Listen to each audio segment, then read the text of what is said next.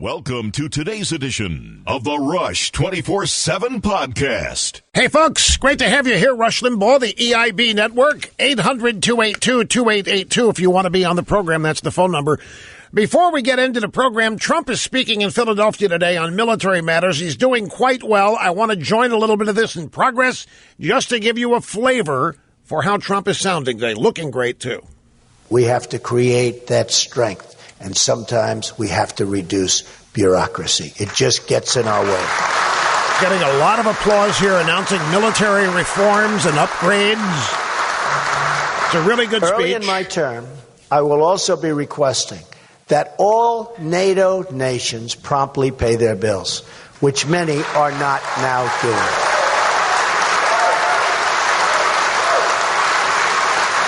This tie matches the American flag Only background. 5 NATO countries, including the United States, are currently meeting their minimum requirement to spend 2% of GDP on defense. His hair is not orange today. They know they have to do it. They can afford to do it. They have no respect for our leadership. They have no respect for our country. They will do it. They'll be happy to do it. They will be happy to do it. They'll be happy to do it. It's a very well-received speech, I have to tell you. Additionally, I will be respectfully asking countries such as Germany, Japan, South Korea, Saudi Arabia to pay more for the tremendous security we provide them. I'm not hearing Trump cough either. No coughs so far, not a one during this speech. And they'll fully understand. They're economic behemoths. They're tremendously successful countries, but we're subsidizing them for billions and billions of dollars. I think they'll fully understand. Finally, we will have at our disposal additional revenues from unleashing American energy. The Institute for Energy Research cites a short-run figure of as much as $36 billion annually from increased energy production. Tremendous amounts of money. It's a very substantive speech on reforming and rebuilding the military, tremendous numbers folks. of jobs and tremendous amounts of money. And your electric bills will go down. There's something nice about that. Well, I'd be careful about that. That never happens. Using these new funds, I will ask my Secretary of Defense to propose a new defense budget to meet the following long-term goals. Okay, here we go. We will build an active army of around 540,000. As the Army's Chief of Staff has said, he needs desperately and really must have to protect our country. We now...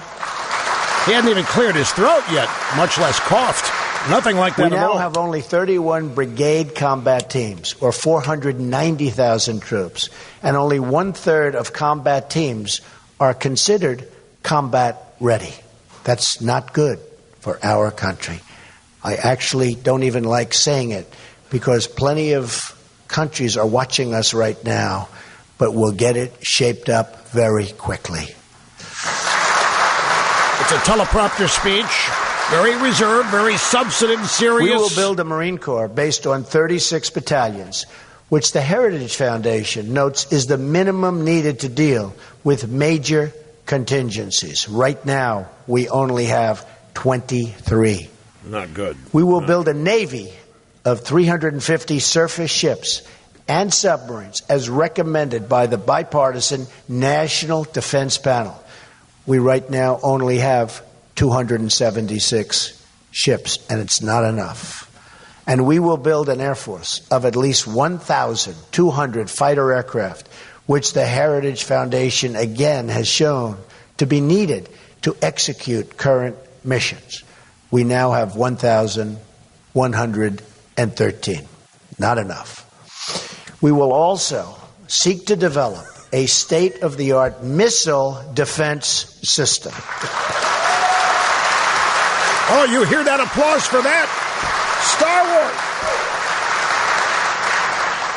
Under Obama-Clinton, our ballistic missile defense capability has been degraded at the very moment in the United States history and its allies we are facing the strongest and most heightened missile threat that we have ever had. You look at Iran, you look at North Korea, you look at terrorists.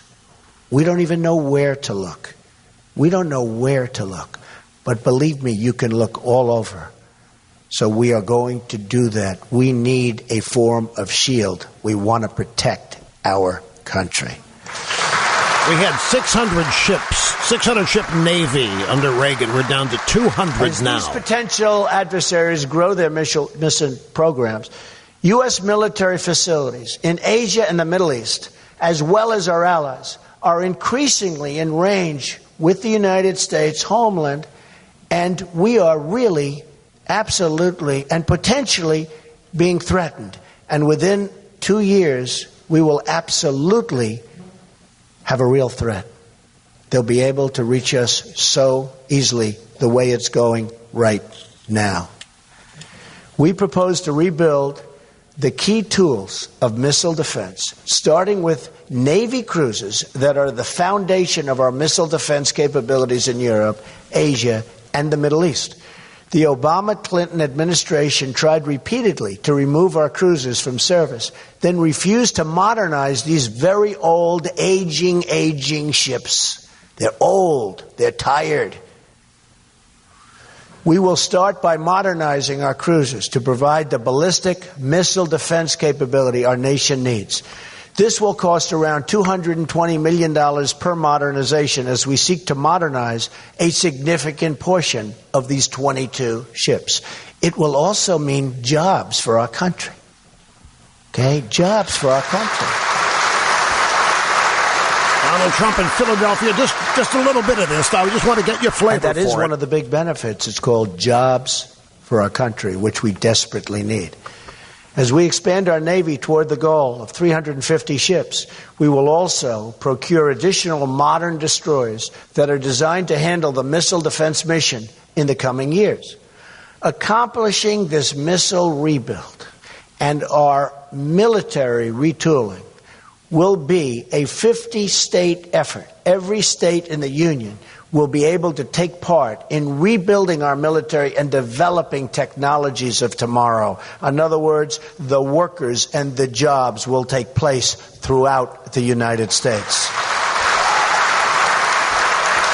Well, hey, it's a reality. Might as well go ahead and promote it. In addition, we will improve the Department of Defense's cyber capabilities. A new threat, a new problem, very expensive, and we're not doing very well with cyber. Hillary Clinton has taught us really how vulnerable we are in cyber hacking. I love it. I love it. Victory. That's probably the only thing that we've learned from Hillary Clinton. Well, there's obviously much more to coughing, spasms, and how to deal with it. Which is why one of the first things we must do is to enforce all classification rules and to enforce all laws relating to the handling of classified information. Great facial Hillary expressions. Clinton put her emails on a secret server nobody knew about, except for the man that was given the fifth. Remember? Whatever happened to him? Where is he? What happened to him? Where did he go? He pled the fifth. Never, that's the end of him. Ay, ay, ay. Crowd is eating it up. Just a little more, folks. Just a little more. She put her emails on a secret server to cover up her pay-for-play scandals in the State Department. Nothing threatens the integrity of our democracy more than when government officials put their public office up for sale. We will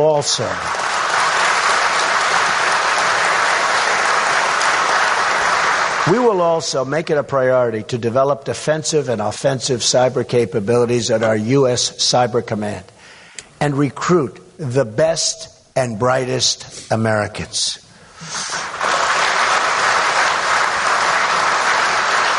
One of my first directives after taking office will be asking the Joint Chiefs of Staff and all relevant federal departments to conduct a thorough review of United States cyber defenses and identify all vulnerabilities. And we have to do that immediately, including to our power grid, our communication system, and all vital infrastructure. Folks, this is a perfect lead-in to what I have first on the program's agenda today, and it's crucially I will then important. ask for a plan to immediately protect those vulnerabilities and then fix them. At the same time, we will invest heavily in offensive cyber capabilities to disrupt our enemies, including terrorists who rely heavily on Internet communications. So Trump's establishing his bona fides on military preparedness. ISIS is using the Internet to recruit. ISIS is using the Internet to intercept and do all sorts of things to our country. We have to be many steps ahead of them, and we will be. No histrionics, just the facts, man. These new investments in cybersecurity and the modernization of our military will spur substantial new job creation in the private sector and help create the jobs and technologies of tomorrow. That's what we have to do. America must be the world's dominant technological powerhouse of the 21st century. And young Americans, including in our inner cities, should get these new jobs. Through training, through education, it will happen. It's actually a great idea. That is. We must also ensure that we have the best medical care, education, and support for our military service members and their families, both when they serve and when they return to civilian life.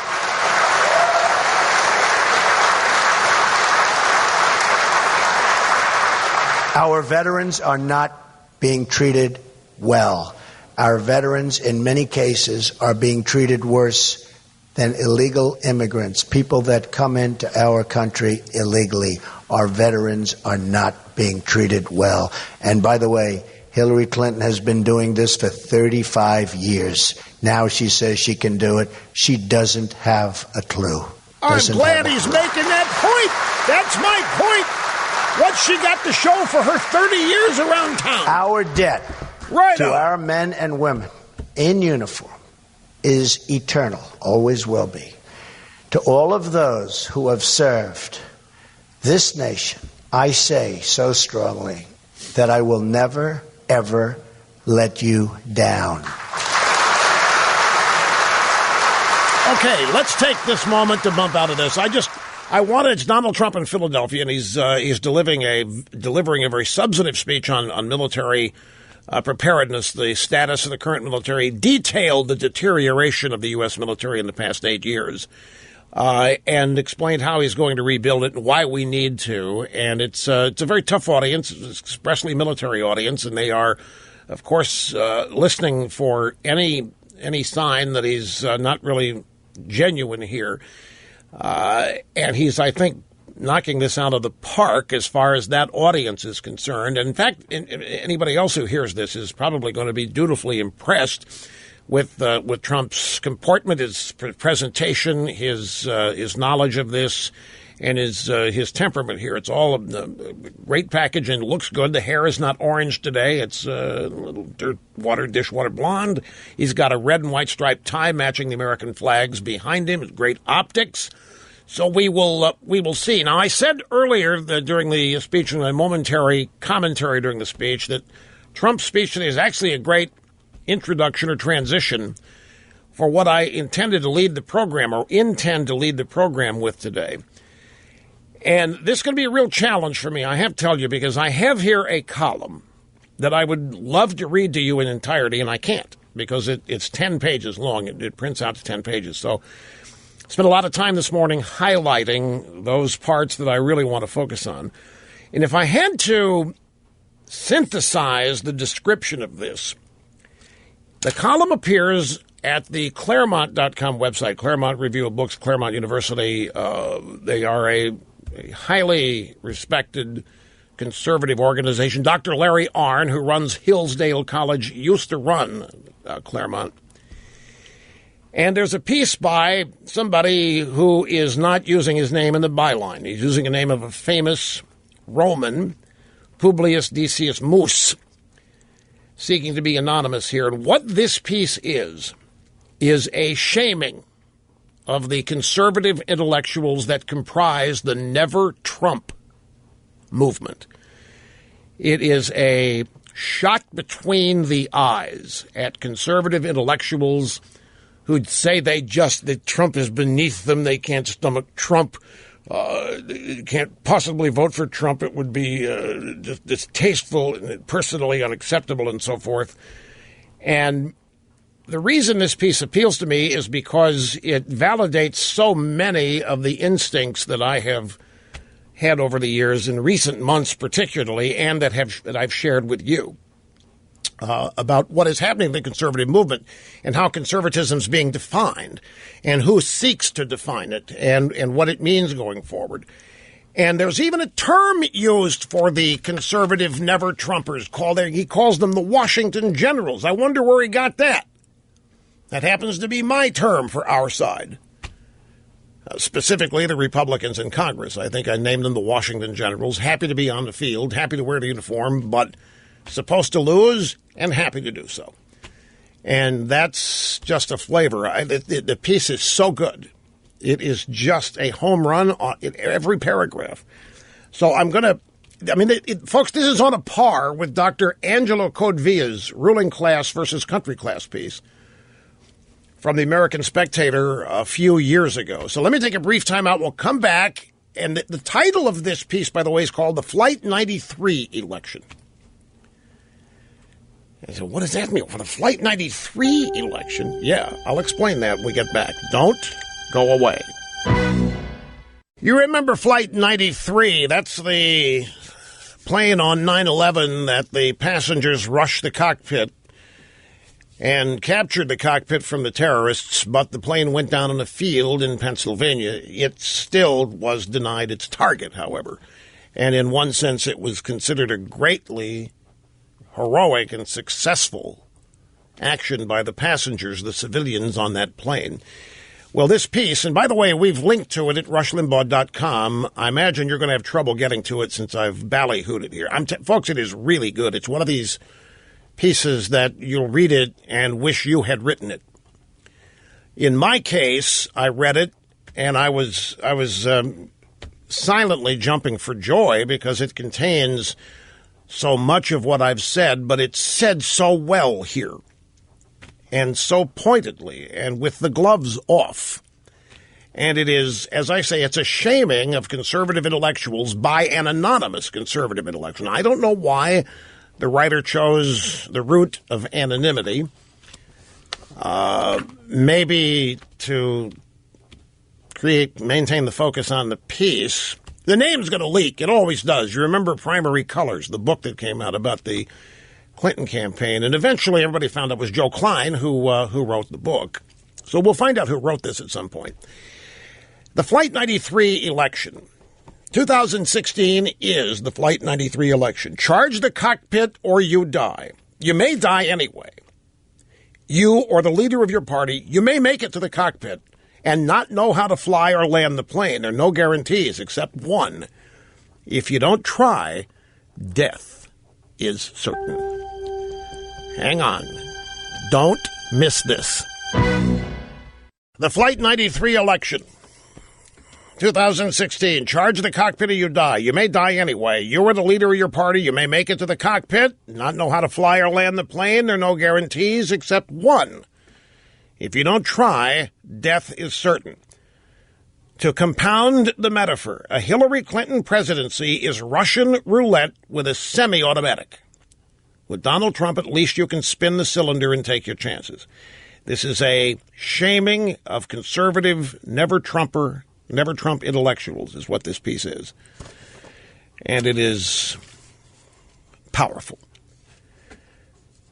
Now, to ordinary conservative ears, This sounds histrionic to say a Hillary Clinton presidency is Russian roulette with a semi-automatic. With Trump, at least you can spin the cylinder to take your chances.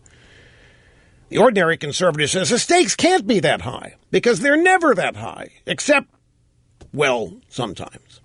Conservative intellectuals will insist that there has been no end of history and that all human outcomes are still possible. But how great is the crisis? Can things really be so bad if 8 years of Obama can be followed by 8 more years of Hillary, and yet constitutionalist conservatives can still reasonably hope for a restoration of our cherished ideals? Yeah, Cruz 2024. He's mocking this whole idea that 8 years of Hillary on top of 8 years of Obama will leave us anything. The truth is that Donald Trump articulated, if incompletely and inconsistently, the right stances on the right issues, immigration, trade, and war, from the beginning. But let's back up. One of the paradoxes, and there are so many, of conservative thought over the last 10 years is the unwillingness to even entertain the possibility that America and the West are on a trajectory towards something very bad. Now, I'm going to take some time to translate what this means as I interpret it. As you know, there are people in the conservative movement who just can't bring themselves to support Trump, vote Trump, say anything good about Trump, and they've made it known they'll vote for Hillary. And at the same time, they indicate that they're trying to tell us that things are very bad, but if they're willing to vote for Hillary, they must not think they're that bad. If voting for Hillary and what all that means for the next 8 years leaves us anything after that.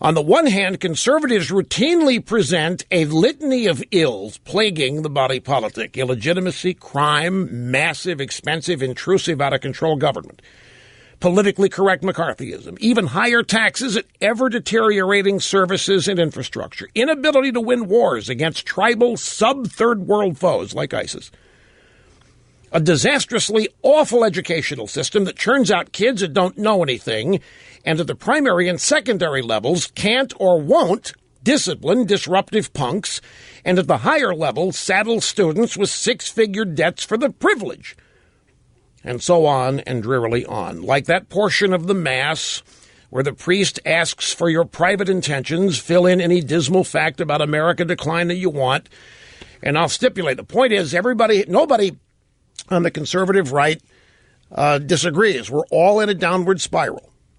And these illustrations are what a lot of people on the conservative right agree with.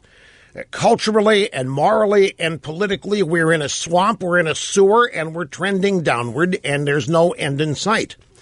Conservatives spend at least several $100 million a year on think tanks, magazines, conferences, fellowships, complaining about this, that, and the other, and everything. And yet, these same conservatives are at root keepers of the status quo. Oh, yeah, they want some things to change. They want their pet ideas adopted, tax deductions for having more babies and the like. Many of them are even good ideas. But are any of them truly fundamental? Do they get to the heart of our problem? In other words, we've got a lot of conservative intellectuals at the think tanks who are writing policy papers, position papers, as though everything's the same, as though everything's normal. We're just through a normal election cycle. We win some, we lose some, and we got to keep plugging away, and eventually we're going to win, with no acknowledgement of the reality of what we face. They're in it for themselves. They want their pet ideas adopted. They want their paychecks. They want their paychecks to be cashed. They want to stay in the game. They want to be part of whatever the movement is in Washington, D.C. But here's the thing.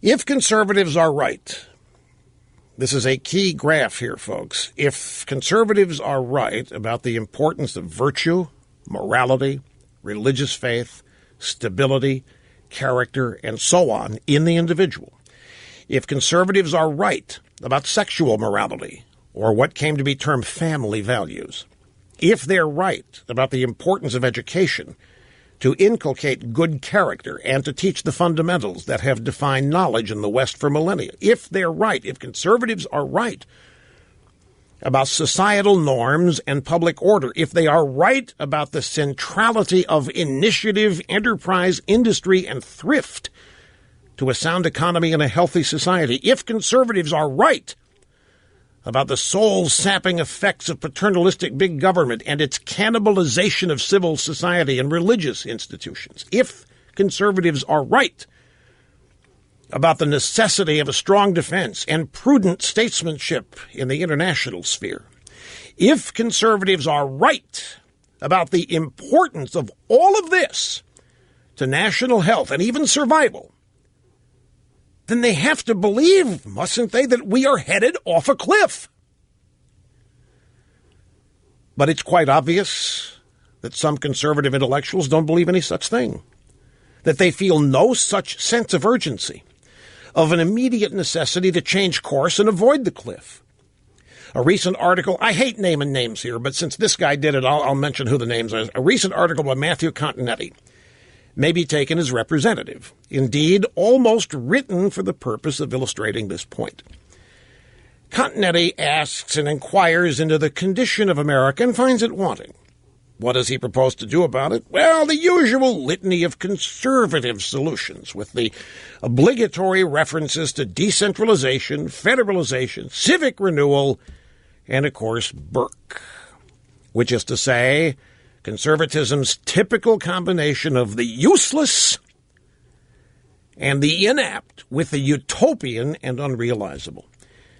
Decentralization and federalism are all well and good, and as a conservative, I endorse them both without reservation. But how are they going to save or even meaningfully improve the America that Matthew Continetti describes? What can they do against a tidal wave of dysfunction, a tidal wave of immorality, a tidal wave of corruption? Civic renewal would do a lot, of course, but that's like saying health will save a cancer patient. A step has been skipped in there somewhere. How are we going to achieve civic renewal? Wishing for tautology to enact itself is not a strategy.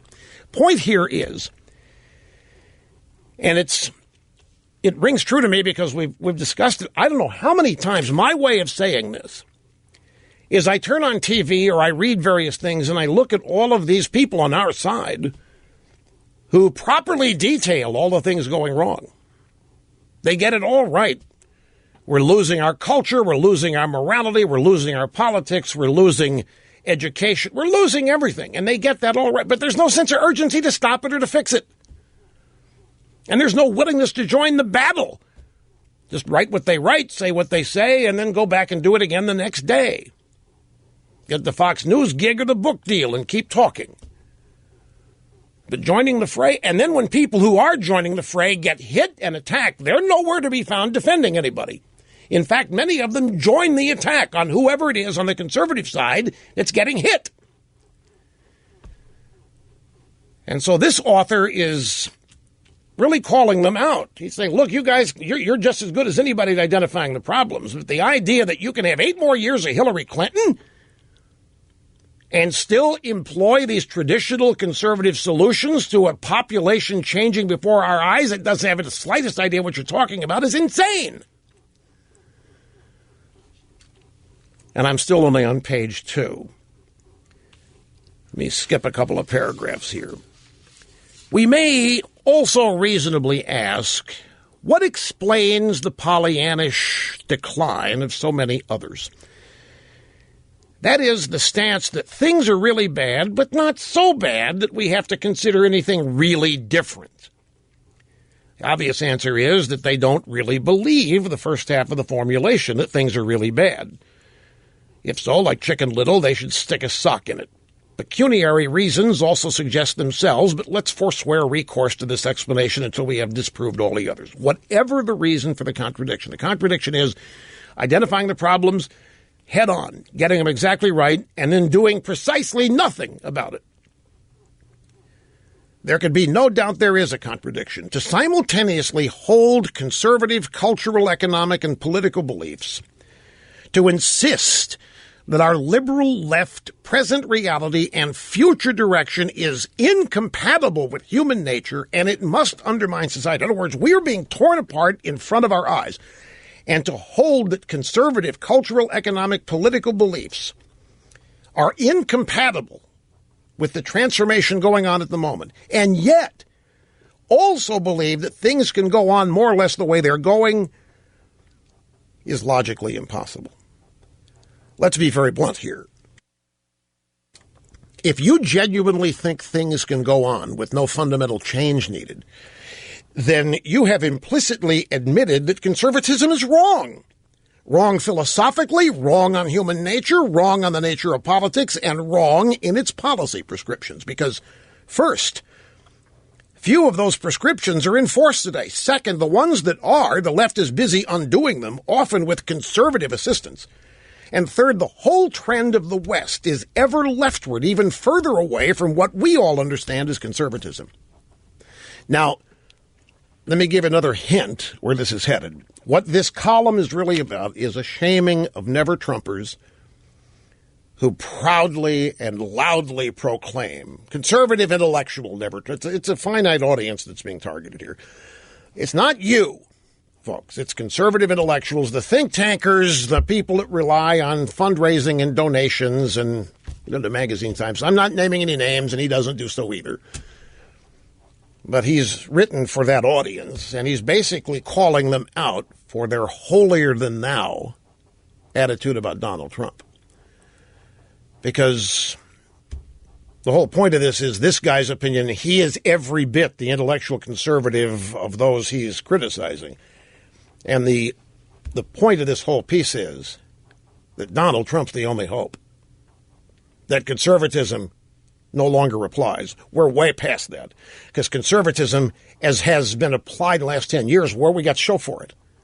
We have a bunch of midterm election victories, but nothing done with them. And if you're really serious about how bad things are, but you can't find yourself to oppose Hillary Clinton, then you're worthless. That's what this is essentially saying. But in 10 pages, it's great. I'll have more of it when we get back after this. Don't go away. And we're back. El Rushmo here on the cutting edge of societal evolution. America's real anchorman and doctor of democracy. Just a few more excerpts here from the column, The Flight 93 Election from Claremont.com. Folks, I want to tell you, if I chose to, I could spend probably 2 hours on this today. It is that deep. And I should say in depth. It's not deep in the sense it's hard to understand, quite the contrary. But in a nutshell, the message and theme, and there are a couple of them here, but if I had to whittle it down, conservatism can't just be an academic exercise when the country is hanging in the balance. And the focus within the conservative movement on who is and who isn't a genuine conservative misses the entire point, is a waste of time when the country is hanging in the balance. And that there's only one possible way to stop the downward trend we're on, and that's to beat Hillary Clinton. And the only way to do that is to vote for Donald Trump. And it's a plea to intellectual conservatives who refuse to do so. Can you separate your vote from support? If you can't bring yourself to support Trump, can you at least vote for him to stop the downward trend that you all acknowledge is occurring? This is one of the big themes of the piece. How can you sit there and agree how rotten things are, how we're in a downward spiral, how everything we believe in is being transformed and torn apart, and not react as though we're in a big crisis, as though we can just continue to do what we're doing, writing our same old policy papers, enunciating our same old principles to an audience that is further and further removed by virtue of immigration and other tricks the Democrats are using to totally change the face of the electorate in this country. Here's another excerpt. More to the point, what has conservatism achieved lately? What's it achieved in the last 20 years? Take over the House is about it. You get right down to it. 1994. That's my interpretation. The writer here says that, well, practically nothing has been achieved in the last 20 years. But then if you go tell conservatives that, they'll say, well, our ideas haven't even been tried, except that the same conservatives who generate those ideas are in charge of selling them to the broader public. And if their ideas haven't been tried, who's at fault? This gets to the point. You can sit there and you can enunciate conservatism all day. You can write conservatism all day. But you can't sit there and say, our ideas haven't had a chance, because if you're not trying to get them implemented, if you're not actually trying to persuade people, if you're not out there fighting for hearts and minds, if you're just pontificating, then you can't sit back and say our ideas haven't been tried. The whole enterprise of Conservatism, Inc. reeks of failure. Its sole recent ongoing success is its own self-preservation. Conservative intellectuals never tire of praising entrepreneurs and creative destruction. Dare to fail, they exhort businessmen. Let the market decide, except not with respect to us. Or is their true market not the political arena, but the fundraising circuit? Now, if you are a conservative intellectual and you're reading this, that is a deep cut. That is a deep wound. That is an allegation that you're only in it for the money, and that you don't want to upset anything that might interrupt your fundraising. And so whereas you might really acknowledge that we're in dire straits, and you might in your heart think the only thing we can do is vote Trump, you won't dare say so, because it might upset your strident conservative donors who might freeze you out. That's who he's calling out in this paragraph. Anyway, really, I can't go the whole thing, folks. It would take too much time. I've got to take a break now, but you really should try to find this for yourself. Okay, I'll share some more with you when we get back. But get this, Joe Biden. Stop and think of this. Joe Biden just gave Hillary some advice. He said that Hillary should let voters see her heart. She's been on the public stage only 30 years. What do you mean, let voters see her heart? And who says they don't think that she's in trouble? What does that comment even mean? Meeting and surpassing all audience expectations every day. It's great to have you here, Rush Limbaugh, behind the golden EIB microphone at the Limbaugh Institute for Advanced Conservative Studies. Telephone number, if you want to be on the program, is 800-282-2882. The email address, lrushbo@eibnet.com. Look, I have more from this piece, the Flight 93 election, and as I say, I could probably spend the whole program on this, because it is all about who we are and where we are, both as a country and as conservatives, and the conservative movement, which are three different things. Movement conservatives are different than just people living their lives as conservatives. There are people in the conservative movement who derive their standard of living from it, who earn their living as accredited members of it. But most people are not that. Most conservatives are not that. They're just average, ordinary American citizens, and they don't work in think tanks, and they don't work at conservative magazines or Fox News, or even have talk radio programs. They're just out there, you, and so forth. And there is a divide. There is a discord that's happened, and part of it is, well, it's hard to say that one thing has launched the discord. It's a culmination of many things that have taken years and years and years to implement and to unfold. So I think rather than just head right back into this, do an excerpt here or there for the remainder of the program, because as I say, it prints out the 10 pages, and I really do want you to read it. We've linked to it. It's from the Claremont site. We've linked to it at rushlimbaugh.com. I think we shut down their website for the first half hour if you were trying to get it. But patience and perseverance will triumph, and you will eventually be able to get to that link. Again, just go to rushlimbaugh.com and you'll find it. Ostensibly, we shouldn't have any trouble finding it at the top. I haven't been to our page yet to look exactly where it is, but it'll be at the top, nearby. But let me give you just one more paragraph or two excerpt of this. And again, to summarize what this is, it is a conservative intellectual writing anonymously, calling out other conservative intellectuals over their refusal to support Trump. while acknowledging how bad things are. Refusing to support Trump is an admission that things really aren't that bad. They don't think them to get that bad, don't expect them to get that bad. And we're not in a crisis, and therefore there's not really a whole lot called for outside the status quo. And, really, when you get right down to it, folks, have you not found that to be the case?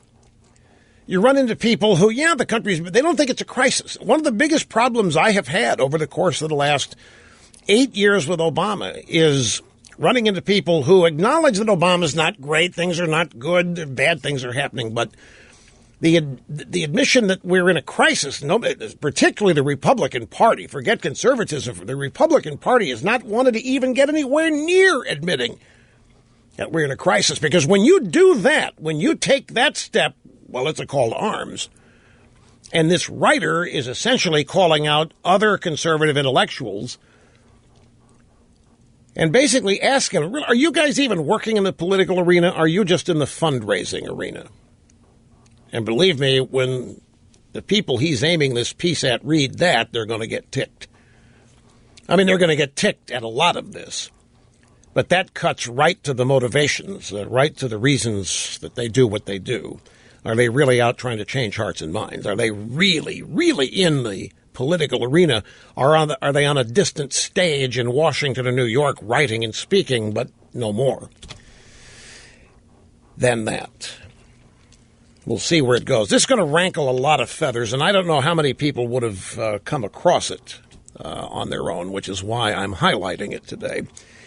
But here's a paragraph where the writer, again, remember the audience, conservative intellectuals. And if you don't know what I mean by that, conservative intellectual for this purpose is a writer, somebody working in a think tank, somebody working in policy,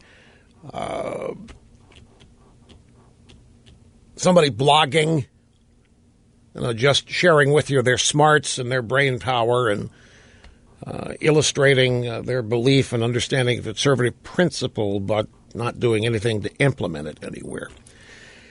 How have the last 2 decades worked out for you personally? Now, if you are a member or fellow traveler of the Davos class, now Davos is the World Economic Forum, and that's where all of the elite, wealthiest of the wealthy leftists go every February, Davos, Switzerland, to have an economic conference where they basically sit around and have a party, and they ski, and they contemplate how they can entrench themselves and the establishment even deeper and protect themselves even more from any outside influences. It's a very exclusionary existence. It's a very small, meaning there are not too many people qualified to be in it, and they don't want anybody new in it, and they exist to keep people out and to rig as much of the world's affairs for their own benefit. So that's the Davos class. And if you are a member or fellow traveler of the Davos class, chances are that the last 20 years have been pretty good for you. But if you are among the subspecies conservative intellectual or conservative politician, you have accepted your status on the roster of the Washington Generals of American politics. Now, I particularly love that because I invented that. To my knowledge, I did. Who were the Washington Generals? Well, for you young conservatives and young people, the Washington Generals were the foil team for the Harlem Globetrotters, led by Meadowlark Lemon. They lost every game by design. They were there as clown prince idiots. They were on the field in uniform opposition only. Their purpose was to allow the Globetrotters to strut their stuff and to demonstrate how great they were. They were basically a bunch of fools. But they got paid, and they got to wear the uniform, and they got to travel around with the generals, and they felt pretty good about themselves. That's the analogy. If you're a member or fellow traveler of the Davos class, your last 20 years have been hunky-dory, but if you're among the subspecies conservative intellectual or politician, then you've accepted your status on the roster of the Washington Generals of American politics. Your job is to show up and lose. But you are a necessary part of the show, and you do get paid.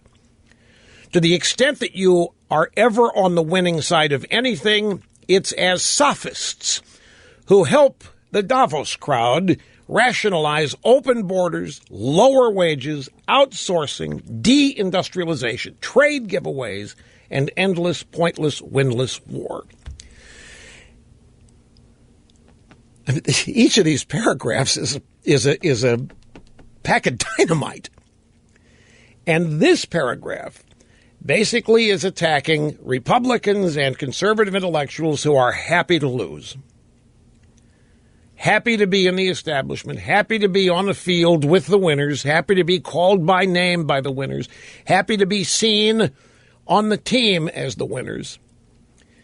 And if you ever do win anything, it's when you join the bad guys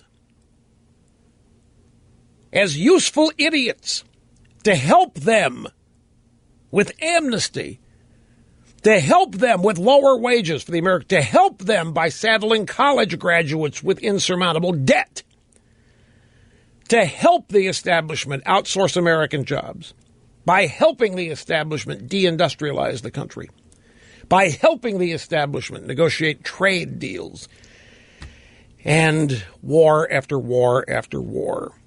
All of Trump's 16 Republican competitors would have ensured more of the same. Now, this is a major indictment because, you know, there are a lot of people running around wringing their hands. Oh, my God, we had the best field of Republican candidates in 20 years. How many people remember that?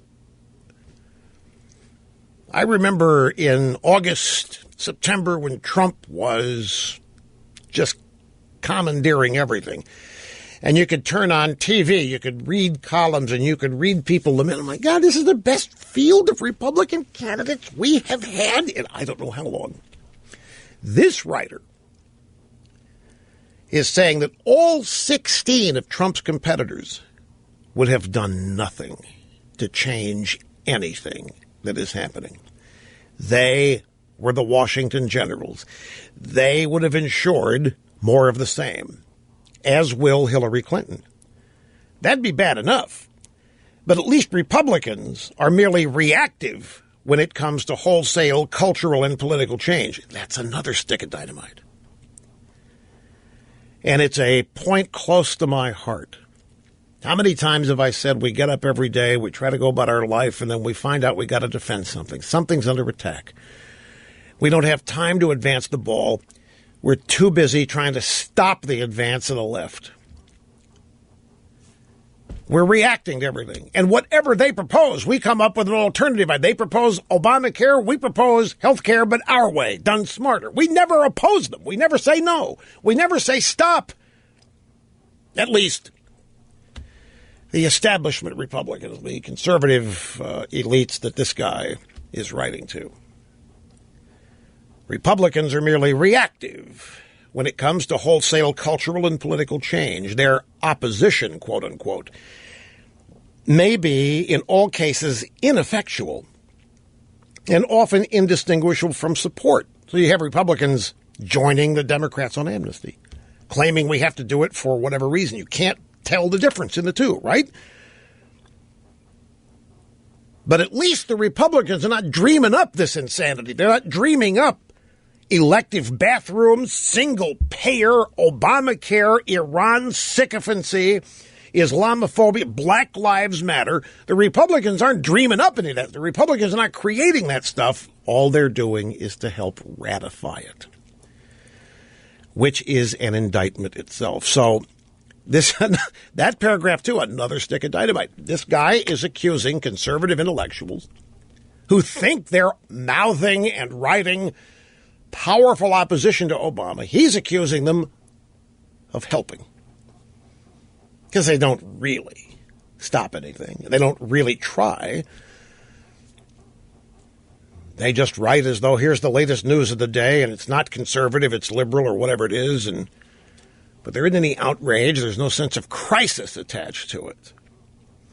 A Hillary presidency would be pedal to the metal on the entire progressive left agenda, plus items few of us can probably even imagine yet.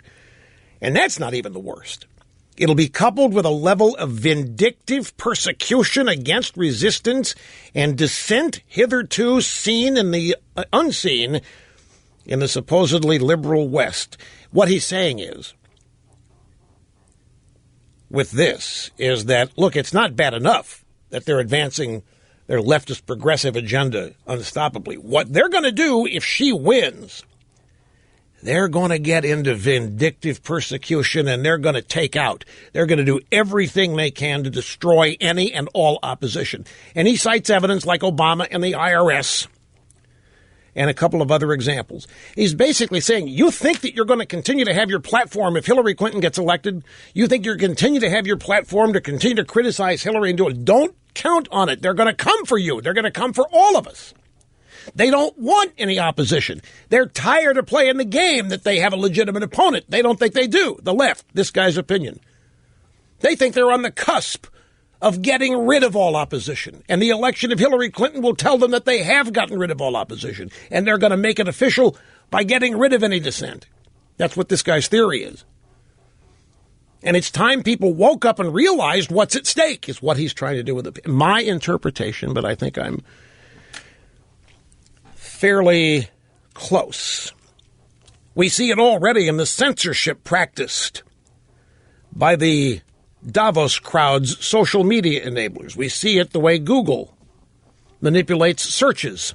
We see it the way Facebook manipulates their trending news items.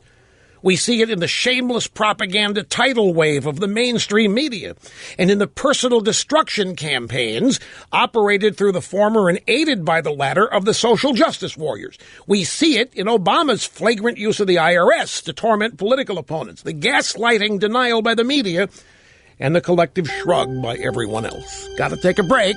Back with more after this. Don't go.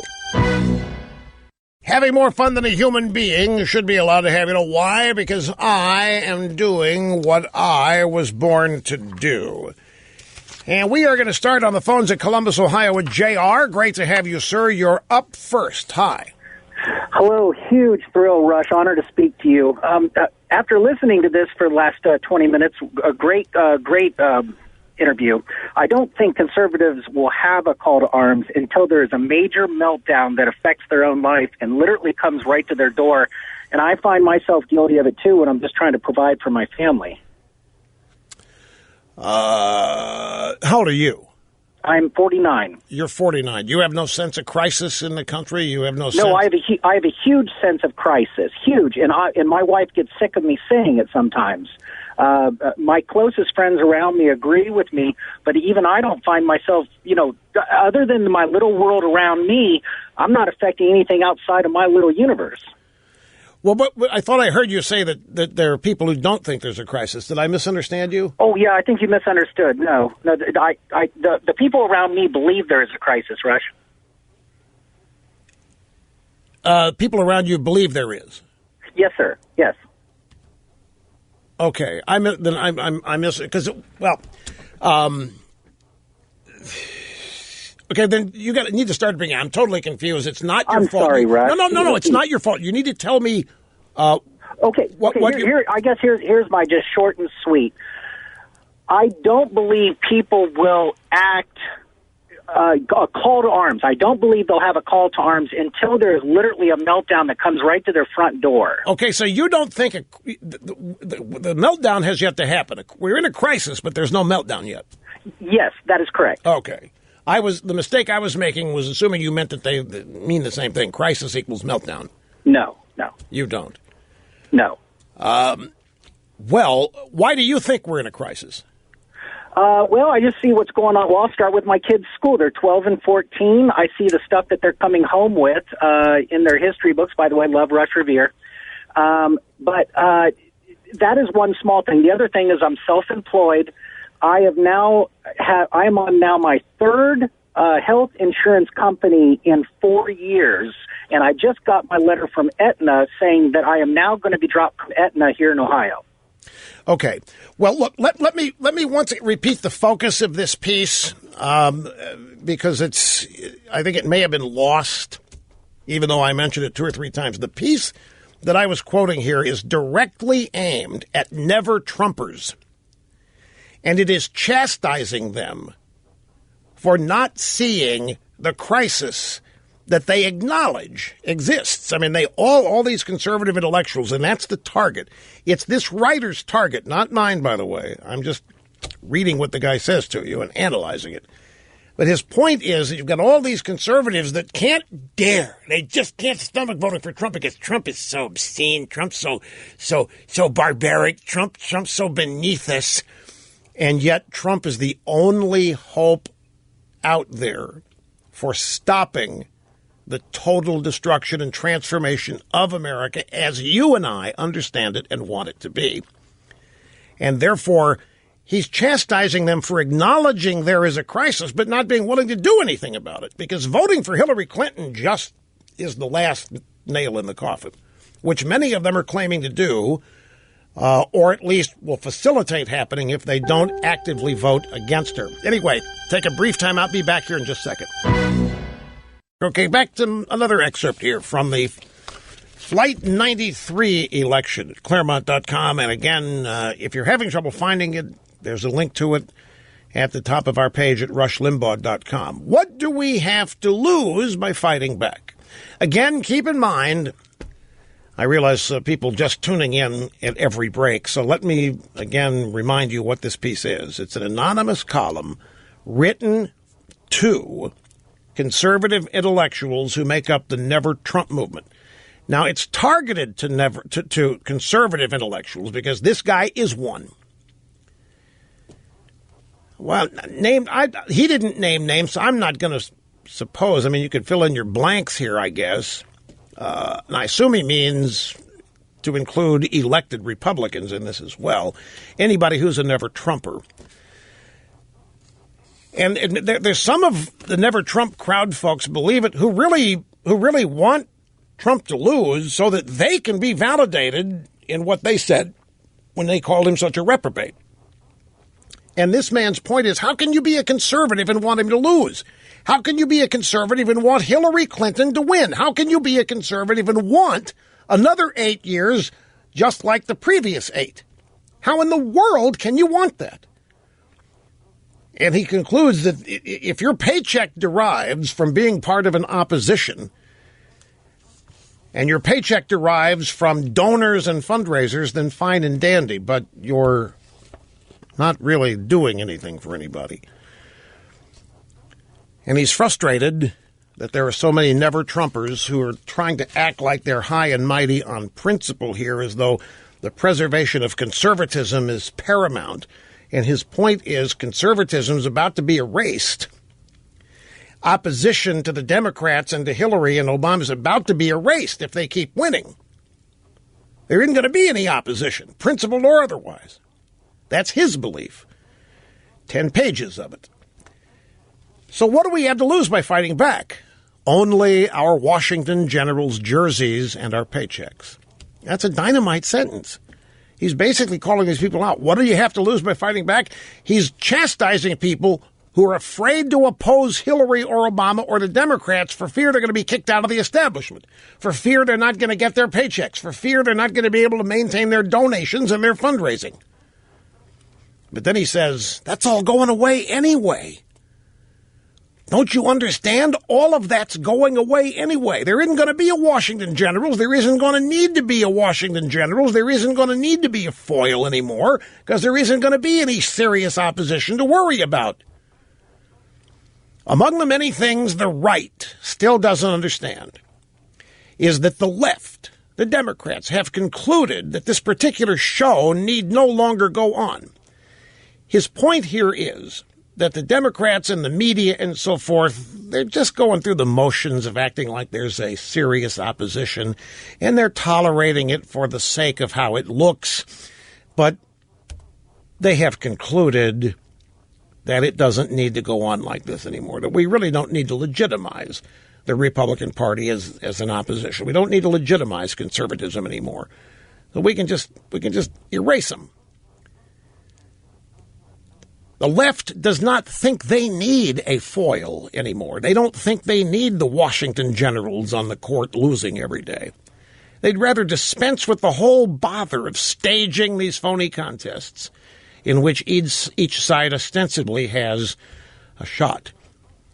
And then the killer paragraph. If you haven't noticed, our side's been losing consistently since 1988. We can win midterms. We won the House in 1994, but we don't do anything with it. Well, we did. You know, that's not true. In 1994, we did a lot with the House. The conservative agenda, the contract with America, welfare reform, there was a lot done. And that's frustrating because nothing was done beyond it. In fact, efforts were made in the Republican Party to erase it. After the Carthaginians' famous slaughter of a Roman army, he failed to march on an undefended Rome, prompting his cavalry commander to complain. You know how to win a victory, but you don't know how to use one. Well, we don't either, because the deck is stacked overwhelmingly against us. He writes, I will mention but three ways. First, the opinion-making elements. The universities and the media, above all, are wholly corrupt and wholly opposed to everything we want and increasingly opposed to even our existence. If it hadn't been abundantly clear for the last 50 years, the campaign of 2015 and 16 must surely have made it evident to even the meanest capacities that the intelligentsia is overwhelmingly partisan and biased. Against this onslaught, conservative media is barely a whisper. It cannot be heard above the blaring of what has been called a megaphone. Second, our Washington... Let me give you an illustration of that. Fox News. Nothing against Fox News, but what do you think their highest-rated program generates in terms of audience? 3 million. The highest-rated program generates 3 million viewers a night.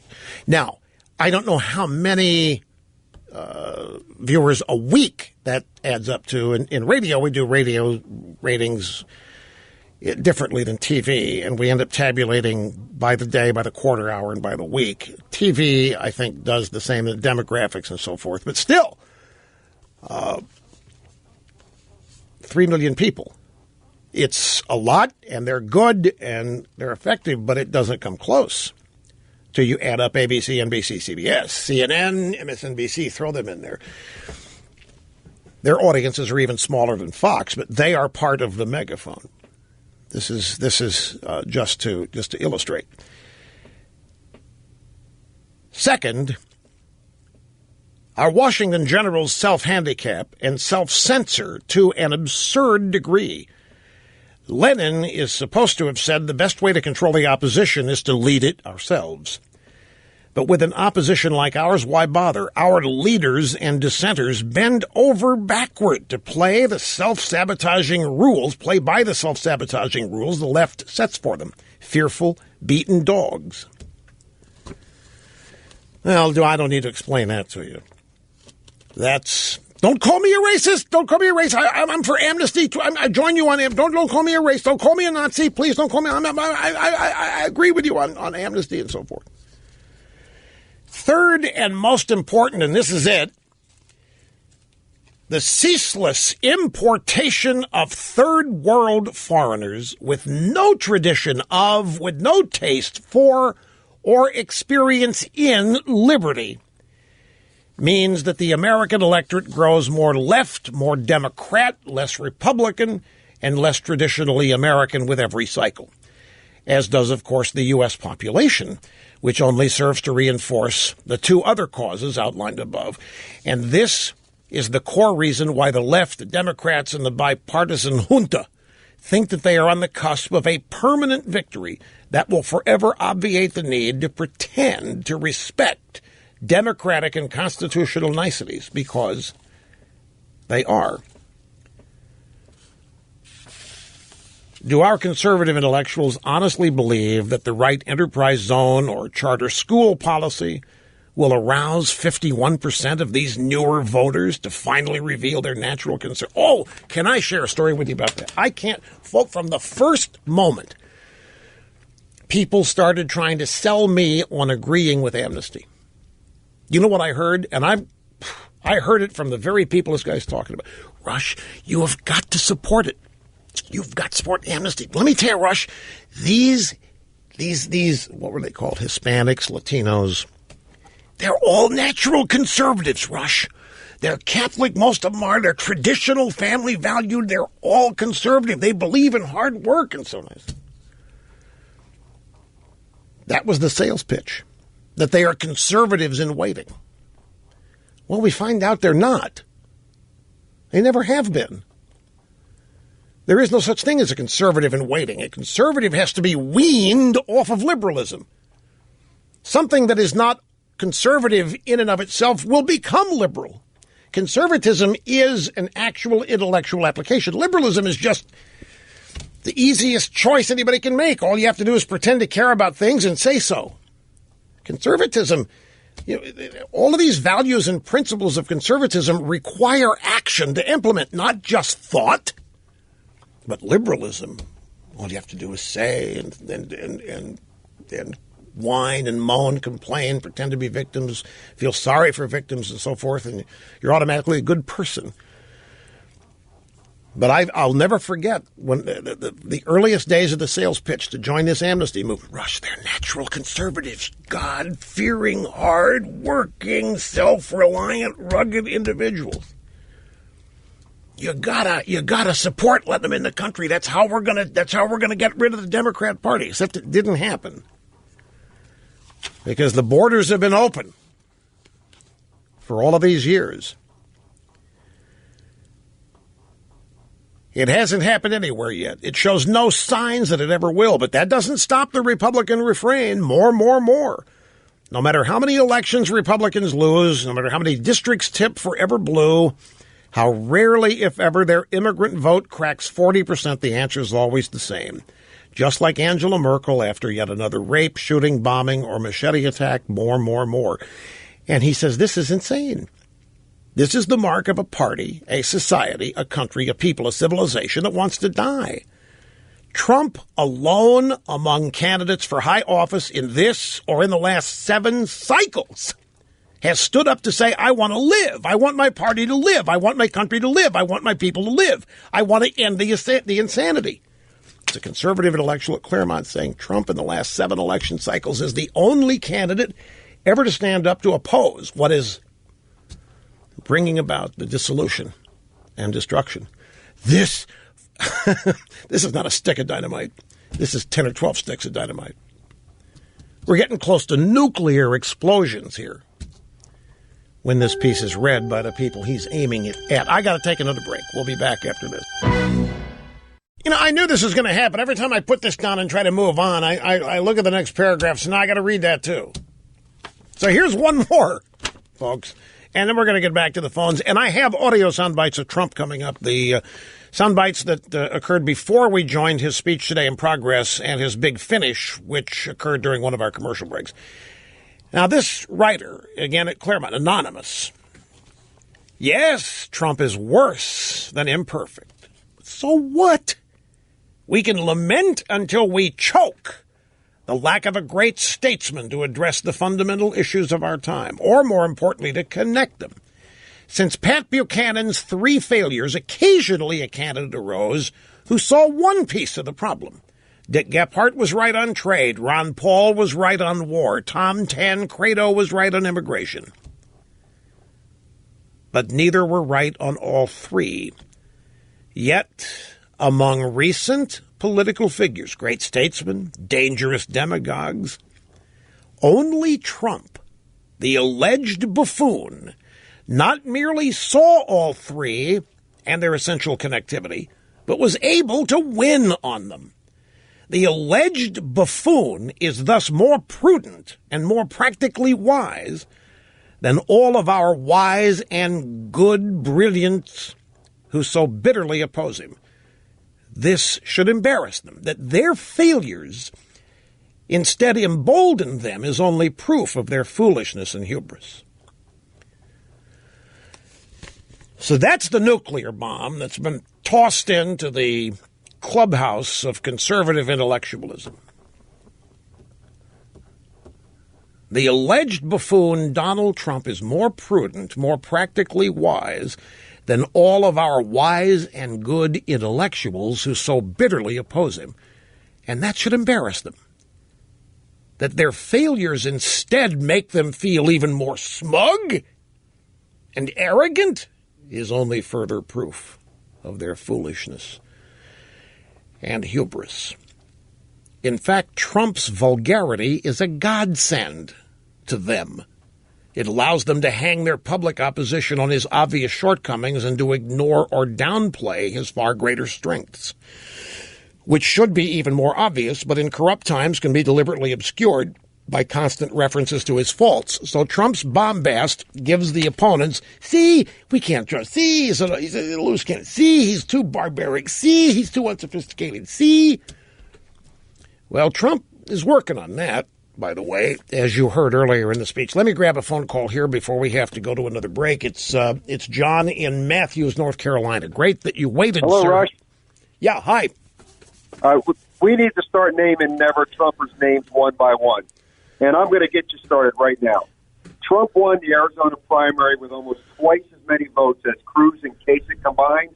And, we got a senator out there from Arizona that's appearing on the Sunday shows, Senator Flake, actively and clearly stating his opposition to Trump. We need to hold these people accountable, name by name. We can't say the never-Trumpers like that article that you're reading says. It's name by name. We got to hold them accountable. And if we do get a President Hillary and all the disaster that comes with it, Senator Flake and all those other names that I hope other people start naming name by name should have no credibility at all. Wait a second. What? Just playing devil's advocate. What good is that going to do, naming the names, other than to make you feel better about calling them out? Well, let me ask you a question. If somebody in the Democrat Party starts speaking out against Hillary, what's going to happen to them? They're going to be shunned. They're going to be laughed at. They're not going to do it because they won't get anything. Why are we not doing the same thing here to people that are going to end up electing President Clinton and destroy this country? We got to do the same thing. Well, and when a Flake goes on there and gives... Right. Now, that question sort of illustrates where we are. I mean, Trump is not perceived as the leader of the Republican Party. They're not going to let that be perceived. Trump is still an outsider to many of the Republicans, elected Republicans. He's just, no. He's an oddball. He's a quirk of fate. And he's not one of us. And as such, there's no loyalty demanded. There's no loyalty required here. Again, look, folks, I'm going to jump from one thing to the next. I just want to remind you what Joe Biden said today. To me, this is profound. I don't even know why he said it, other than there's big trouble out there. Late October for the new watch. That's kind of surprising. Okay, Joe Biden said Hillary Clinton should let voters see her heart. What? She's only been on the public scene for 30 years. What prompted that? That's not good, folks. We'll be back in a second. I don't know about Hillary letting voters see her heart, but I could do with less phlegm, I can tell you that. I don't know if there's any heart there to be seen. I'm quasi-serious on that. Fastest 3 hours in media continue before you know it. The views expressed by the host on this program documented to be almost always right 99.8% of the time. Great to have you here. Ladies and gentlemen, telephone number 800-282-2882, the email address lrushbaugh@eibnet.com. So I checked the email, and I've got an incredible number of people. Rush, you need to start naming names. You can't just do things like you're doing today and leave it up for people to figure out who you're talking about. It's too important. You got to name the names. The writer did not name the names. Look, folks, this is not difficult. I mean, the clues are throughout this. Think tankers, fundraising, donations, never-Trumpers. I mean, if you can't spot a never-Trumper who is also a conservative, then God help us. I mean, the Never-Trumpers are pretty public about being Never-Trump, aren't they? Never-Trump conservatives are pretty proud people. Now, Snerdley is saying, so you're saying some of them hide their Never-Trumpism? Well, okay. Some of them, and some of them do. All right, well, okay, but look. Well, I do know who all of them are. That's true. Well, I probably don't know who all of them are. I probably know who a good number of them are. But what gets me is all these emails from people who think you're not going to be able to do it.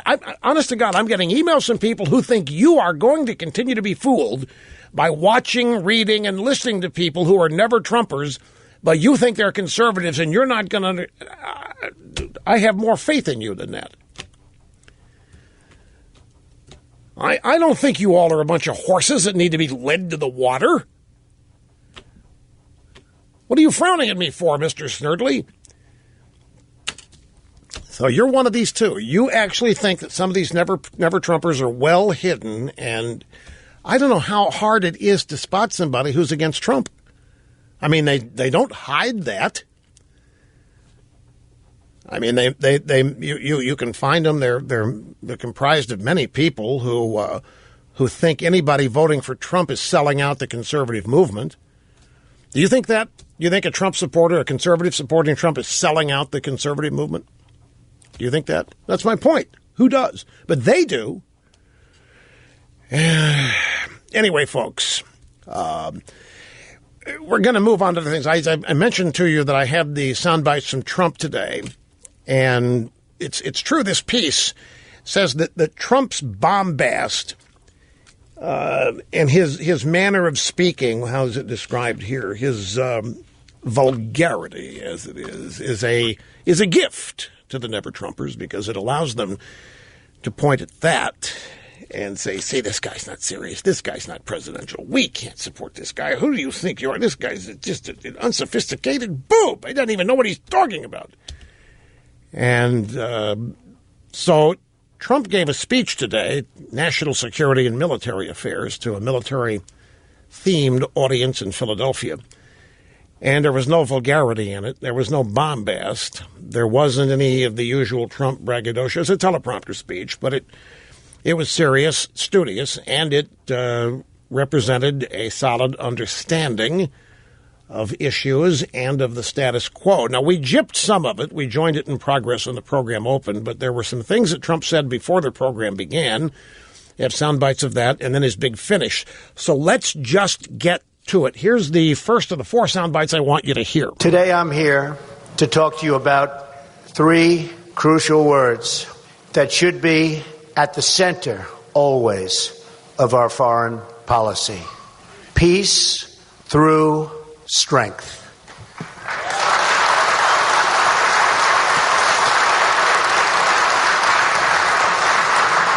We want to achieve a stable, peaceful world with less conflict and more common ground.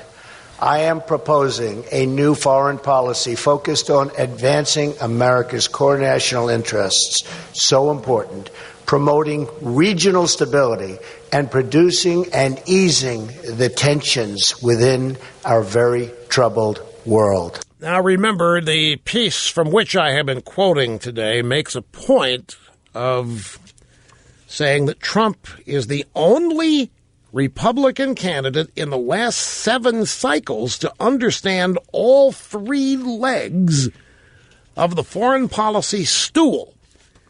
The 3 crucial elements of our foreign policy, what they need to be, and they are trade, war, and immigration.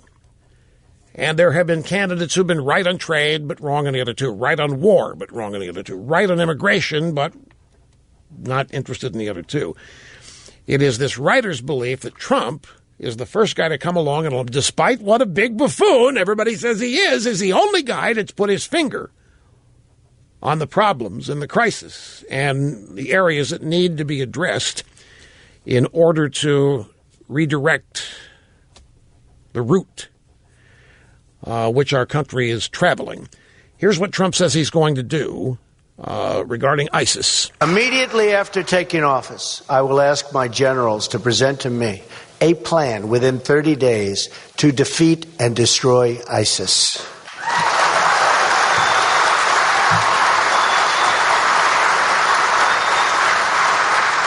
This will require military warfare, but also cyber warfare, financial warfare, and ideological warfare, as I laid out in my speech on defeating radical Islamic terrorism several weeks ago. Instead of an apology tour, which you saw President Obama give over and over again, I will proudly promote our system of government and our way of life as the best in the world, just like we did in our campaign against communism during the Cold War.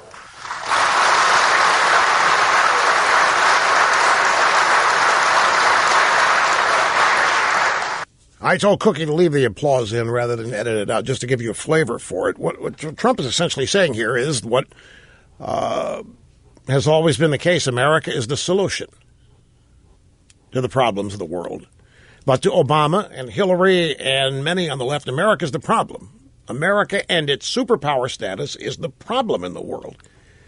I had an opportunity. I've told you this before. It was in August of 2008, and I was invited by President George W. Bush to visit the White House for a couple of hours and have dinner. And we went to it was the map room, in fact. It was treaty room. I was going to say it's a map room where they found the Rose Law Firm Billy Records. It was a treaty room. And we're cigars, and I'm having an adult beverage. And the president takes me on a world tour, status of the world, various regions. And he described for me the conversations he'd had with world leaders. And when he got to China, I forget the Chinese premier's name at the time, but it sounded funny when the president said it. I think it was Wu or Tu or Su or some such thing. But he said, he's telling me the story. Sue, what's your biggest problem? Tu, what's your biggest problem? The biggest problem the Chinese premier said he had was creating 25 million jobs every year in the country, out in the rural areas. His cities were overpopulated, couldn't handle it, but needed to create all these jobs and keep them from getting into the cities. And then he went to various other parts of the world and described what things were going on. And he described some world leader, I forget who told him that the United States was causing all the problems in the world. This needed to stop. And the president told me, he said, no. I told this guy, America's the solution. And the sooner you realize that, the sooner the world's going to end up being a better place. So 2000 to 2008 probably is the last time we've had leadership in Washington with any power which had the belief that America is the solution to problems in the world. America always has been. We've got some things wrong, but our motivations and interests have always been above board. But the left can't wait to condemn this country. The left can't wait to tell stories of how we have just made messes of things as their justification for chopping us down to size and for disqualifying us for superpower status. We haven't earned it. We've built our nation on the backs of slaves and other discrimination and so forth, and we've got to cut this country down to size, and people here need to find out what it's like, what we've done to people around the world, and that's not who we are. Trump is coming along saying those days are over. We are the solution. We are our system of government, we are going to promote it, and we're going to promote our way of life around the world as the best in the world. Now, normally, that's the kind of thing, even Colin Kaepernick should applaud that, but people don't. And that's quite telling right there. But Trump wants to reinstitute that. Speaking of Kaepernick, did you see what Obama said about Kaepernick? I mean, this was the biggest dodge I have ever seen. This may have been the most vacuous or empty statement on anything, because Obama clearly wanted to agree with Kaepernick but couldn't. You can't tell me otherwise. He wanted to applaud Kaepernick, but he knew he couldn't do it.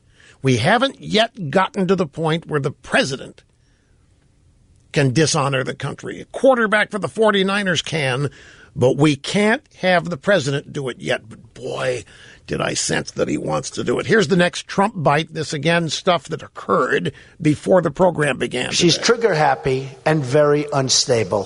Whether we like it or not, that's what's going on.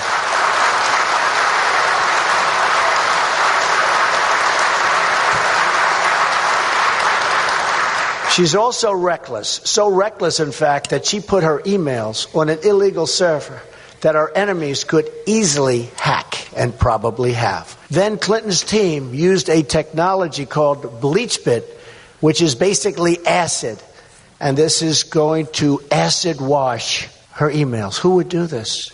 She claimed she couldn't recall important information on 39 separate and different occasions. She can't even remember whether she has trained in the use of classified information.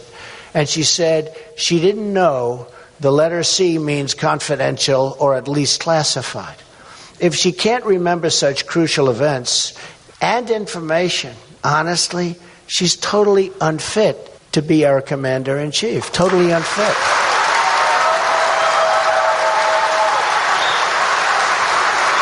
I told her not to edit the applause so you can hear it.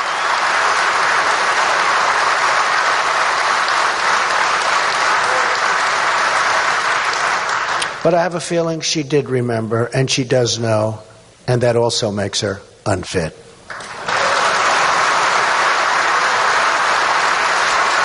So that was Trump unloading on Hillary. Here's the big finish. This occurred during one of our commercial breaks in the first half hour of the program. Together, we will have one great American future. Our potential is unlimited. We will be one people under one God, saluting one American flag.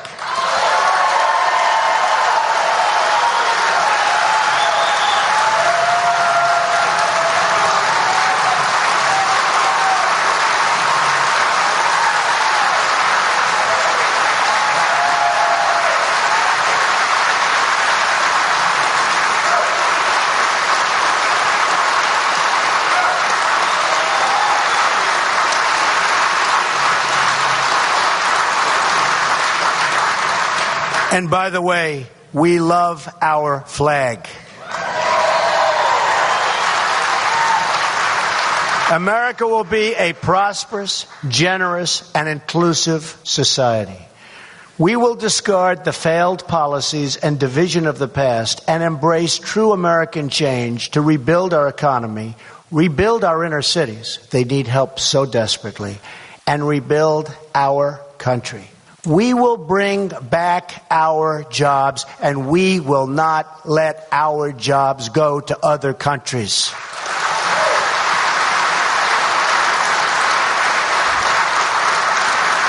We will make America strong again. We will make America safe again.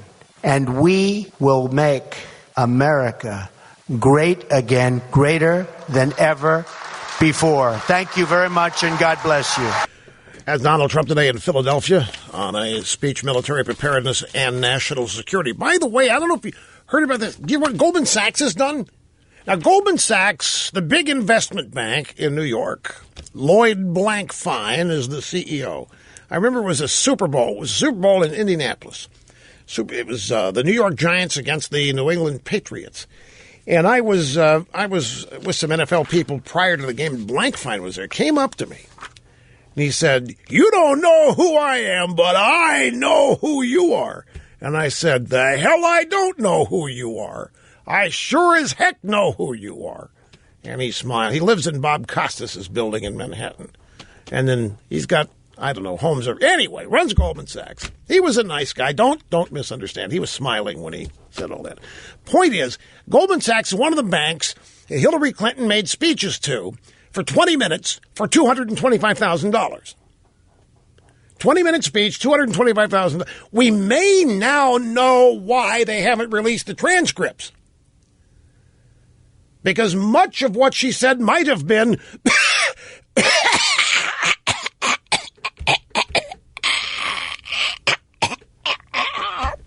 Goldman!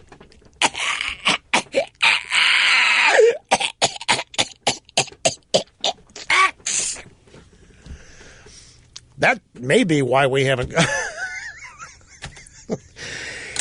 Anyway, she made, folks, don't forget this, $21 million in 2 years doing 20-minute speeches before banks like Goldman Sachs. She will not release transcripts. Goldman Sachs has banned their employees from donating to Donald Trump. I'll tell you how they're doing it. They're doing it and making it look like it's quasi-responsible citizenship. This is from Fortune magazine. Goldman Sachs has enacted a set of rules that bans the firm's top employees from contributing to certain campaigns, including the Trump-Pence ticket. The rules kicked in on September 1st. They will apply only to partners of the firm. The firm says the rules are meant to remove any implication of so-called pay-to-play. What it is, you cannot donate to candidates who are local. And Trump is a New Yorker. And Goldman Sachs' headquarters in New York. So you can't donate because that would lead to possible allegations of pay-for-play and corruption and so forth. And that's how they are doing it. Look, a minor clarification on the Goldman Sachs prohibition on donating. It's confusing. What the prohibition is employees, partners, ranking officials, Goldman Sachs are not permitted to make donations to local officials. A local official is somebody like a mayor or a governor, somebody that works in a state or local area, which Pence is a governor. So Pence is the reason they can't donate. But Tim Kaine is a senator, and Hillary is a nothing right now.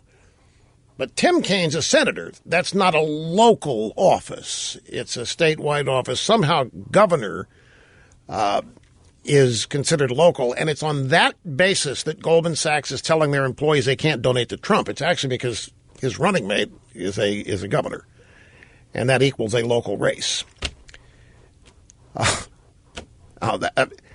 No, there is no freedom of speech at Goldman Sachs. Everybody gets this all confused. Freedom of speech, the First Amendment is a government proscription. Your company can tell you all day long what you can and can't say. Your company can tell you all along what you can and can't do. And if you do what they say you can't do, they can fire you. And so many people misunderstand this freedom of speech thing. Congress shall make no law abridging freedom of speech. The federal government cannot say a thing, other than you can't say fire in a crowded theater, obviously. But it doesn't say, when people say, Colin Kaepernick's got a First Amendment. No, First Amendment doesn't apply. Colin Kaepernick can say what he'll sit on his ass in the anthem because the 49ers aren't going to punish him for it. The 49ers are his employer. And if they say it's no problem with us, then fine and dandy. But he's not exercising freedom of speech or any of that, and he's not violating there's no dissent going on in that sense. Anyway, I take a break here at the bottom of the hour. The time is just vanishing here today, just splitting by here. We've only got a half hour to go. More phone calls coming up. And stack of stuff still has some stuff. Polling data continues to roll in, so we'll update that when we get back, folks. Hang in and be tough. Okay, a little tidbit of information from the CNN poll yesterday that had Trump up by 2 over Hillary. Some internal examination has shown that in the categories of honesty and trustworthiness, Trump is up by 15 over Hillary. Honest and trustworthy. CNN poll released Tuesday shows 50% of registered voters consider Trump more honest and trustworthy. 35% who say the same thing about Hillary. Now, that is a huge turnaround from earlier in the year. Same poll back in March. Clinton led Trump 43-38 in honest and trustworthy. 45-37 in June. So Trump has gone from down 7 or 8, depending on the poll, to plus 15. Now, it shows that the drive-bys, I mean, they're still powerful. But I find it fascinating. You know, MSNBC has taken the CNN poll and they say, no, you guys are looking at it the wrong way. When you look at this poll in the right way, Hillary's still up 4 in the CNN poll. Okay, we'll monkey with it however you want. The point of fact is that with all of it's not just Hillary getting free media.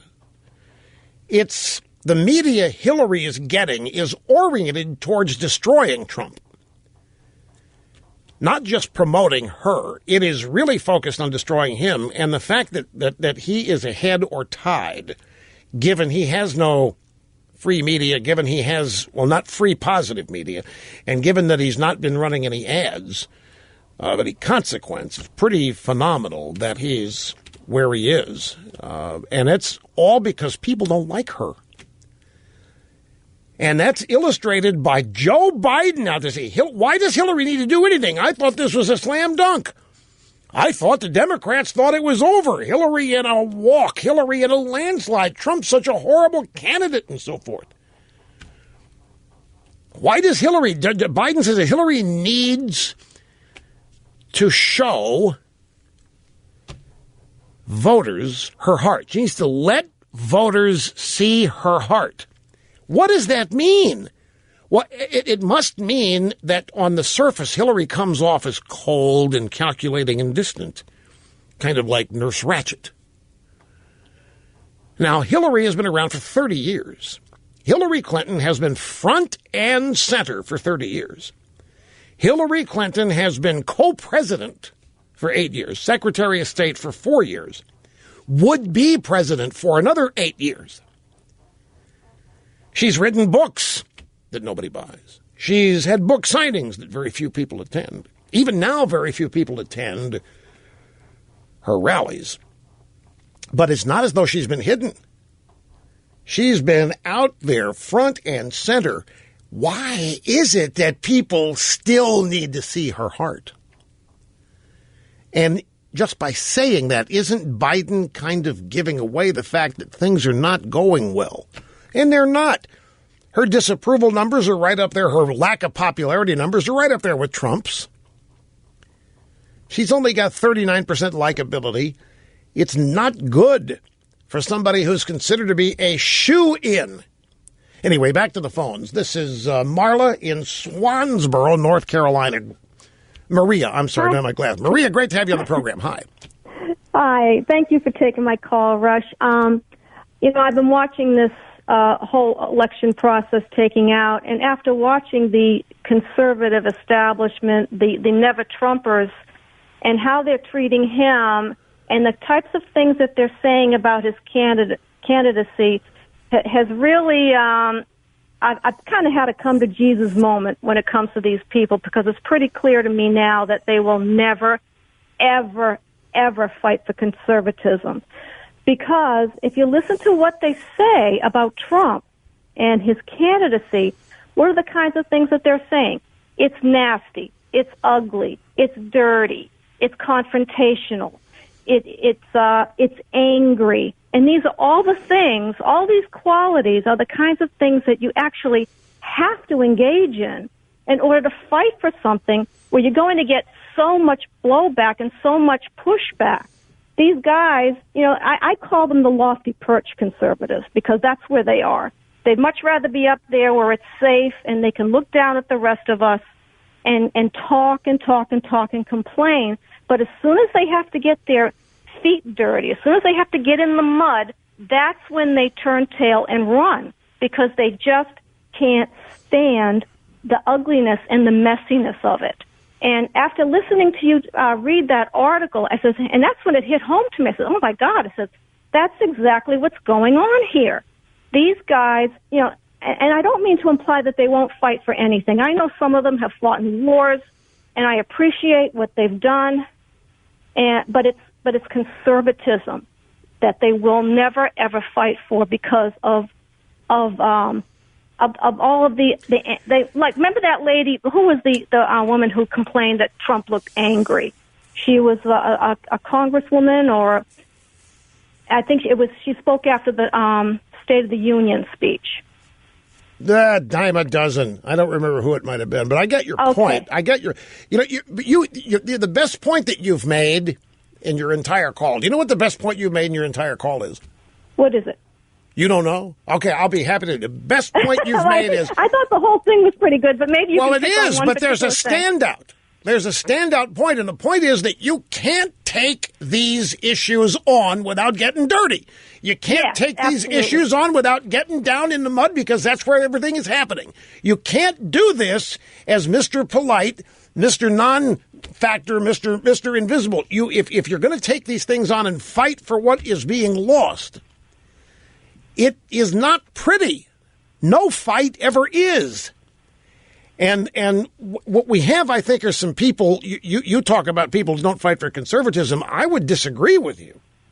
In this sense, if you're talking about the never-Trumpers, I think they are fighting for what they believe is conservatism. They think a Trump victory is going to obliterate conservatism as an ideology, and that ideology, conservatism, is where they live. It's where they earn their living. It's where their notoriety is and all that. So they're very, very intent on conservatism remaining intact. And the complaint in this article is that they're even willing to lose in order to maintain what they think is conservatism.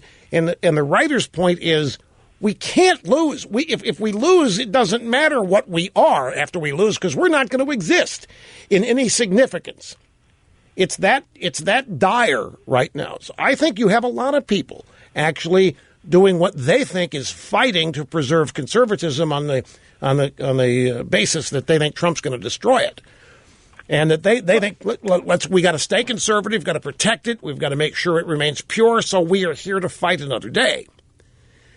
And his point is, what do you mean fight another day? If on the one hand you agree we're spiraling down so fast that we don't even have the ability to keep track of it, that we're losing the culture, we're losing morality, we're losing virtue, we're losing our politics, what do you mean fight another day? We have got to win now. And these people are afraid that Trump is going to destroy conservatism in the process, and that might not be good for them in whatever ways. So I actually think you have people who, in their minds, are fighting for conservatism in opposing Trump. I think it's kind of ironic because Trump, because he is a fighter and because he is willing to get dirty, he will actually end up manifesting more conservative policy, being less conservative than these lofty perch conservatives could ever hope to implement. So I think that they're going to get a lot more conservatism out of Donald Trump than they would out of, like they said, any of the other 16 candidates. Well, I'll tell you what, if you listen to that speech today, that Trump gave today, I think the never-Trumpers would be applauding it if somebody like Ronald Reagan gave it. And can I tell you something? I never heard McCain or Romney spell out American foreign policy this effectively. And this is not a cut. I'm not trying to be critical here. That's not my point. But this was right on point. And it was clearly America first. It was clearly America as the solution to the world's problems. It was conservative in much of its identification. You may be right about your ultimate point here that a Trump victory promotes conservatism down the road, but it's not the kind that the never-Trumpers want it to be. I mean, because they don't think Trump is a conservative, and so Trump as the face of conservatism, as they see it, is something they just can't stomach. That's my 2 cents. Anyway, I appreciate the call, Maria. Got to take a break, folks. Back after this. Here's Kim in Dallas, Georgia. I'm glad you waited. Great to have you on the program. Hi. Hi. Yes, thank you, Mr. Limbaugh, for helping me to understand the real issues in this election. I'm a new listener, fairly new. I've only been listening about 3 months. In fact, my 14-year-old son said, you should listen. And so we don't have a computer, so I use my phone most of the time, but things were just too confusing. So I really hated Trump. I thought he was a populist jerk and everything. And with our two horrible choices, I just wasn't going to vote. But now that I understand the issues better, listening to you and hearing all the, the truth about it, now I understand better. And so I just wanted to thank you. And so now I'm definitely a Trump supporter. Well, I want to thank you, and I'll tell you why. You say your son is 14 that recommended you listen to the program? Yeah, he said, Mom, Dad's a disabled vet, and Trump is for the military, and you need to listen. And I said, he's a jerk. And he said, Mom, just listen. And so I started listening. Well, I want to thank you because anybody can listen, but you actually listened, and because it's if you start out with the attitude you have about Trump. A lot of people get wedded to their opinions and they get locked in on them, and there's no changing their minds on. Particularly when it's an emotional opinion, like he's whatever you said he was, he's a buffoon, he's whatever. But you stuck with it, and you allowed us to get in your head and make you look at things differently, and I appreciate that because we're nothing but honest here. Well, I really appreciate it. I use my phone to try to find out all the stories and stuff, but there's so many different stories that it just got too confusing. So now I listen to you while I'm in the car line waiting for the kids to get out of school. So I just wanted to tell you how much I appreciate it. Let me tell you what we do here. Among many other things, in addition to making you laugh and making you enjoy being alive, we make the complex understandable. Yes, sir. I don't care what else is going on in your life. For the 3 hours a day that this program is on and you're listening to it, everything seems normal. Everything seems okay. Mm-hmm. And so I'm glad you're part of the crowd. I appreciate that. I've even gotten my husband to listen to it because we go back and forth about 35 miles to the VA clinic quite a few times a week. And so I've gotten him to listen to it sometimes also. And I think he's almost a Trump supporter too. So, well, keep working on him. There's time. You'll get to it. So you don't have a computer. You have you just use your phone. Yeah, our computer crashed a couple of years ago, and with him not able to work and everything, it's just money's tight. I can't work. So I have to take care of him. I have an iPad back there that has your name on it. I've never had anything with an iPhone or iPad or anything like that. Well, just hang on. If you don't hang up, Mr. Snerdley will get your address, and I'll send you a 9.7-inch iPad Pro. It's a computer. That's all you need to know, except it's fun to use and easy to learn, and you'll love it. Don't go away, folks. Back right up. Well, that's it, folks. Another exciting excursion into broadcast excellence is now in the can and on its way over to the Limbaugh Broadcast Museum, a virtual museum at rushlimbaugh.com. Really worth your time to check out if you've not toured the Limbaugh Broadcast Museum or the whole site, rushlimbaugh.com. Have a great rest of the day. Be right back here in 21 hours. See you then.